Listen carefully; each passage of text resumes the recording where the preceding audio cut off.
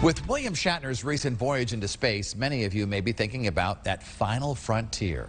Well, they certainly are at a company in Groton where News 8's Tina Detel watched some training aimed at helping astronauts take their next spacewalk. EVA 1, you're at 1000. An underwater mission with quite a few challenges. We're in there, and the panel is positioned upside down.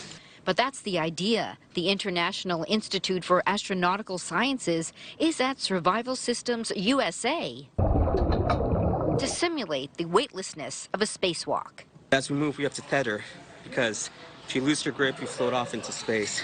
This underwater training helps in the development of EVA, or extravehicular suits, which would be worn by astronauts making repairs to the International Space Station. All the while, we have to manage all of these things, the screws that can float away.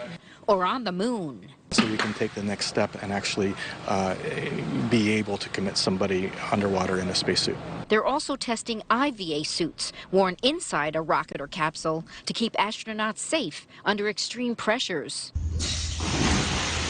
This looks at what happens if an astronaut has to make a quick exit from a capsule. Does that suit function? Is it stable in water? Can someone safely get into a raft? Survival Systems helps train people for a variety of survival skills, but this is unique. It's crazy, even standing here with the Quest from the airlock from the International Space Station sitting behind me, it still doesn't feel real. The newest piece of training equipment here is actually outside. It's this 28-foot tall tower, which is used to train folks who build and maintain offshore wind turbines.